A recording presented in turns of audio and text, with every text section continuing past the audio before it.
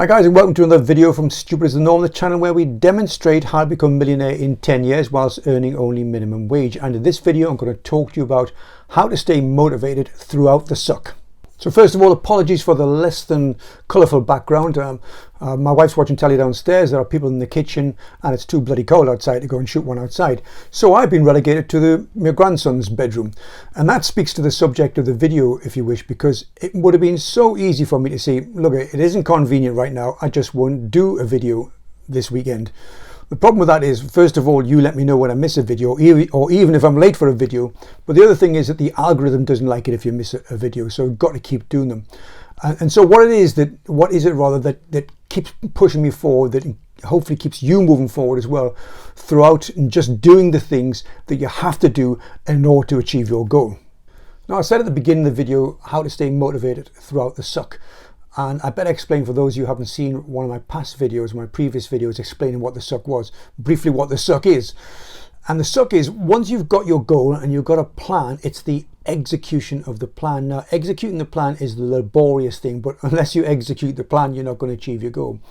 So I look back now, 5 years behind me, which has been bloody hard work, I don't mind telling you, and I'm tired.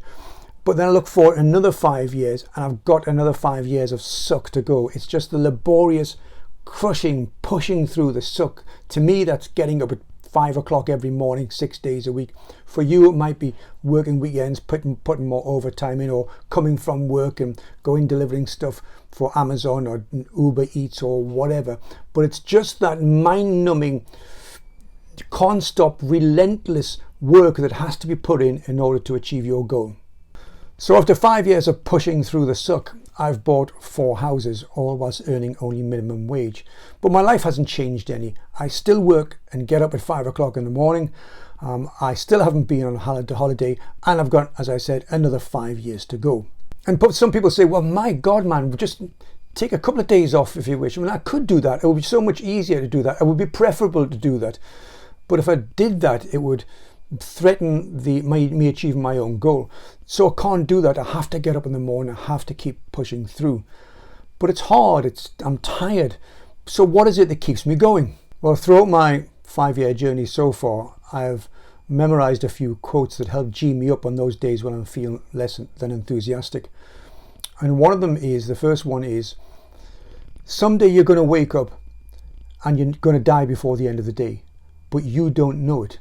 So you constantly have to question yourself, is what I'm doing the best use of my time? And I find this one particularly useful when the alarm goes off at 4:30 and I've got to be on the road by 5. Because I tell myself, look, I could die today. I could die in half an hour's time. So do I want to spend the last half an hour lying in this bed in the dark? No. So that gets me out of bed. Another quote that gets me out of bed in the morning is this one. Around 1 million people go to bed each night and don't wake up in the morning. So if you wake up in the morning, you've got to be grateful that you weren't one of them. And more than that, what also you should do, but they won't appreciate it as soon as you wake up, by the way, is to ring all your friends, close friends and relatives, and make sure it wasn't them either. Now, if you're one of those who woke up in the morning, not one of the million who didn't, then isn't that the most fantastic start to every day, any day? And why should you be lying in bed? You should be out there celebrating it. Now, the last one's my favourite one, and I can't really put it to any good use right now, except for my 1 day off a week, I could, I guess. It's more something for when I retire, but I want you to remember it because it's really, really helpful. And it's this. Imagine you have 1 hour only left to live. You're too far away from your friends and relatives, so you can't ring them up and spend your last hour with them. I want you to think about how you're going to spend that last hour. Are you going to go to a park and sit by a babbling brook? Are you going to take a couple of cans and sit in the sunshine? Are you going to go to a bar, a place and be surrounded by people? Are you going to go for a walk in the countryside? Are you going to go for a canoe down a canal? Whatever it is, have a good think about it. And when you've worked out what it is you would do for the very last hour of your life, concentrate, ensure that you do this for the first hour of every day. Well, there's my 3 motivators, guys. I hope you can put them to good use. I put them to good use. It's what keeps me going through the suck.